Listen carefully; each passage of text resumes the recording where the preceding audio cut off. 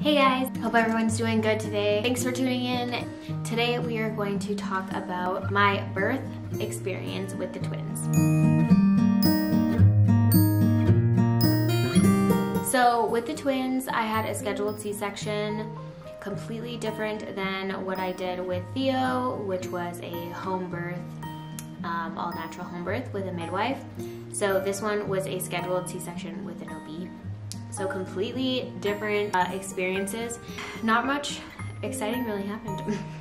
With Theo, he had his shoulder get stuck, shoulder dystocia, so that was really like intense and kind of traumatic, and these babies, it went really smoothly, to be honest. I found out that I needed a scheduled C-section for the Monday, and I believe it was like Thursday when I found out. So that was pretty intense for me to kind of find out that I'm going into surgery in only a couple days, and then also like I really wanted to have a natural birth, and everyone that knows me really knows that I really wanted to have a natural birth, so that really like affected my mental health, but I got over it.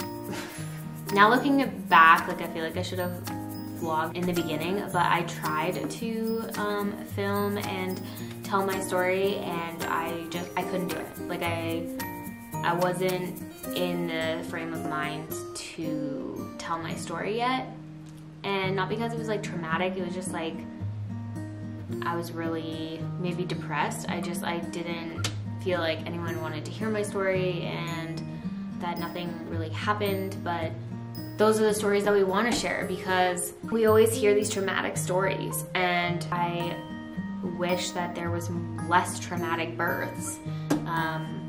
But those are the ones that you always hear because obviously those are the ones that are most memorable. The regular births kind of just like, yeah, I gave birth. You know, nothing special. Nothing special happened. But it's special to have a good birth. So that Sunday, so we were supposed to go in on Monday. That Sunday we dropped Theo off at my mom's house, which was really hard for me because he's my firstborn, he's my baby, and he's never like stayed over at anybody's house for a sleepover, especially like that wasn't even a sleepover. He was there for like a solid week. He came home on Saturday, so it was like almost a full week. So I was really sad. But then we had to drop Theo off. But we dropped him off on Sunday with my mom, and then we got like a really good night's sleep. Had to be at the hospital for 6 a.m. I was scheduled for a C-section for 12:45 p.m. So that's like a long time because you have to fast. So then I was like, how am I gonna do this when I'm pregnant and I'm gonna be so hangry? But it turned out that when we got in and admitted and the nurses came in to like check my blood pressure and stuff and prep me, whatever, they were like, oh yeah, no, you were scheduled for 7:15. What? By that time it was like 6:15 already, 6:15, 6:30-ish.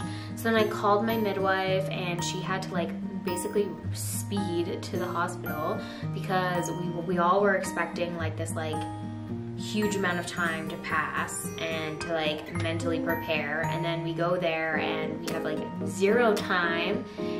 So yeah, that was really stressful for me, and then that kind of just started this anxiety spiral because I had no time to prep. So I started crying, and when, I don't know if this ever happened to you, but like when you start crying, everything makes you cry after that first initial cry. So that was what's happening. Like, we went upstairs to the anesthesiologist, and they like talk to you about the epidural and like how it works and where it goes and what it'll be like when you get into the OR, kind of your expectations and stuff, and I just kept crying. My midwife got there and I was crying. My OB got there and I was crying, and I literally was like, guys, you're gonna have to give me meds because this is only gonna get worse when I get in there. They didn't believe me. So then we were brought into the OR, and I sat on the table, and they were gonna do the epidural, and I couldn't handle it. Like Like I started crying, I started hyperventilating. They told me, okay, like you have to stay really still. Stay really still. And I was like, I am going to jump. As soon as I feel like even something on my back, like a prick or anything, I'm gonna jump, like I'm gonna jolt. You're gonna have to hold me. And I told the nurse that. I was like, you're gonna have to hold me. They didn't listen. The anesthesiologist like went to go poke my back with the, I think the numbing, like because they numb you first. So it wasn't even the epidural, it was like the numbing. And I like kept jolting. It's just a reaction that I get. I don't know, it's really stupid, but even I have a huge back tattoo. Maybe I'll find a picture and put it up for you guys, but I have a big tattoo and my tattoo artist would always get so frustrated because I would always like jolt whenever he would put the needle down. So he started to learn that he would put the needle down and then he would start the machine after. Like he wouldn't like start the machine and like go, like put down and then go. Like I had to feel it so that I know where you are on my back. Even if you put your finger there first and then like, I need to feel it or else I jump. Anyways, so I was moving a lot.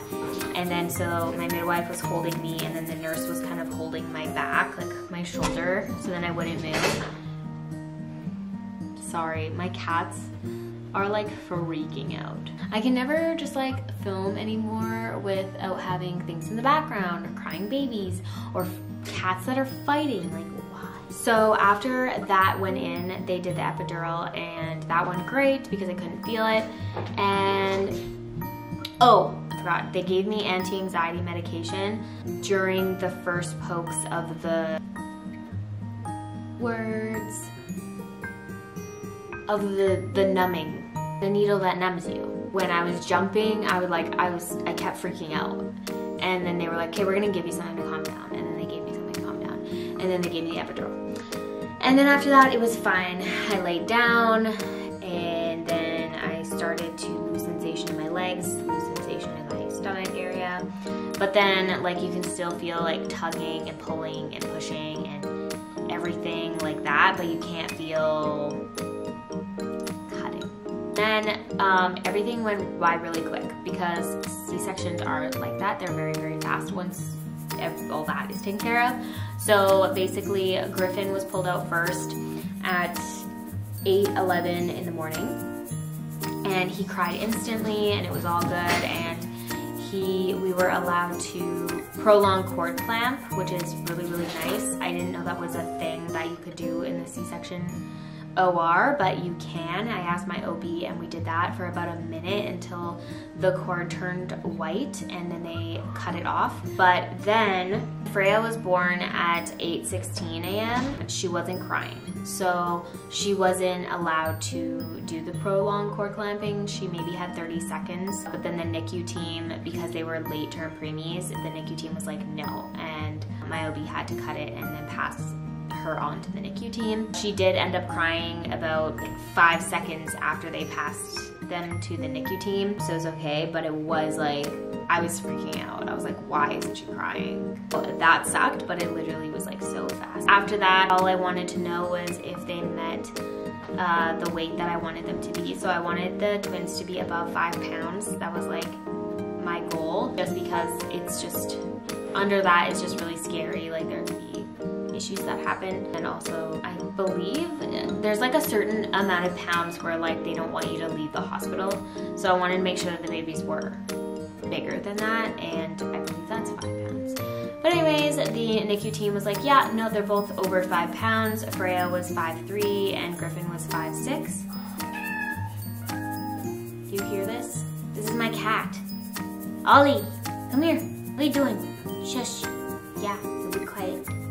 Yeah, so they took the babies, and after that, and they went to the first recovery room you go into. So Shane went with the babies, and my midwife stayed with me while I was being stitched up. The stitching takes the longest because they have to stitch each individual layer that they cut. After that, then I was put on a gurney, like the rolly beds, and then brought into the same recovery room that the twins were in until the anesthesia from the epidural wore off, and then we got transferred to our like permanent recovery room. When we went to our permanent recovery room, the nurses really wanted to clean me off of like the dye, and it's like, I don't know if it was iodine, but it was like this paint that they paint on you for sterilization purposes. And so they said that they needed to clean it off, so then they had to like get me to roll and stuff, and it was so painful. It was so painful. To put this into perspective, Theo's birth was all natural, no drugs, it was a home birth.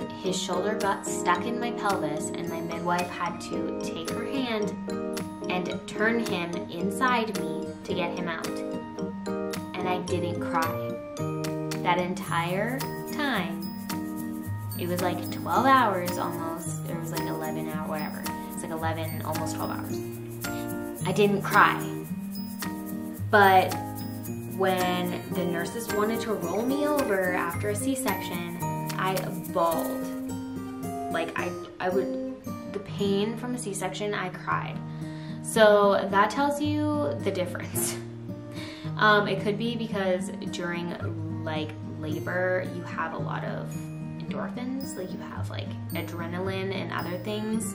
Your brain waves also go to like a theta state, which is a animal instinct kind of state. So maybe it just like didn't allow me to cry, but the pain was crazy for a C-section. So the first day, the pain was really, really crazy. Sorry, I had to write it down because I would forget. The pain for the first day was really, really crazy, and it was for about 3 days that it was really, really bad, and that was because of the uterine contractions that I was having. My uterus, because I had Theo first, it expanded for Theo's birth and then went back into normal state and then expanded for the twins, and then it already is kind of muscle memory, so it goes down a lot quicker than if it was your first pregnancy. So the cramping pains that I got with Theo with uterine contractions were not cramping pains. They were like birthing contractions. Like my pain went from a 1 to an 8 in seconds, and it lasted about a minute and a half every single time I breastfed or I pumped, because I did pump because I wanted my milk to come in a lot quicker with twins. It took about 4 minutes. So I'd pump for 4 minutes, and then the uterine contractions would start getting really, really bad, and I'd have to stop. So that was like the worst part about it. By the time I got home though, they did subside. I had them a little bit when I got home, but they were manageable, and by day 2 of being at home, they were gone. So it was pretty fast, but still, it was like unbearable. And the nurses were even like, why is this happening? And then I realized after, and I told them, and I was like, it was because I was pumping, and they were like, oh, it was the oxytocin that was being released, making your uterus contract fast. We had to laugh about that, because at first we were like, something bad's happening, and they were like freaked out about it, and then they realized. So having a C-section, it was definitely different than a natural birth, but it was still hard for different reasons. It is a surgery. You have to recover. Your body is traumatized. It doesn't know what to do, whereas natural birth, your body knows how to get back to normal. Statistically, with C-sections, there's a higher number of women who get postpartum depression or baby blues when they have a C-section. And I can totally understand that. I can totally understand those numbers and like why that would happen. And I feel like, one, because when, especially if you're a new mom, you have immense mom guilt no matter what type of birth. But with C-sections, you feel helpless. You feel like you can't do anything. You feel like you are a bad mom because you can't pick your baby up, you can't bathe your baby, you can't pick up the car seats, you can't drive. Like, there's so many things you can't do, and you just feel like helpless and worthless and just awful.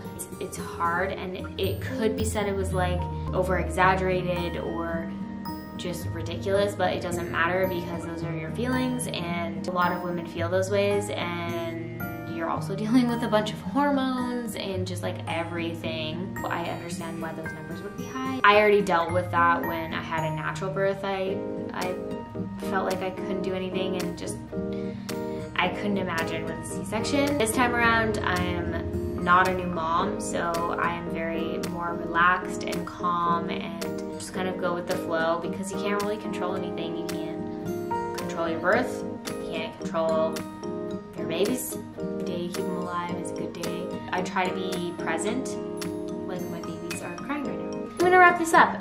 But yeah, so that was my birthing experience. If I missed anything and you guys have any questions, please comment below and I'll try to answer them as best as I can. And thank you for tuning in. I hope to see you next week. If you haven't already, please subscribe to my channel. Hit that like button and the bell button for reminders for my next upcoming videos. Thanks for tuning in. Bye.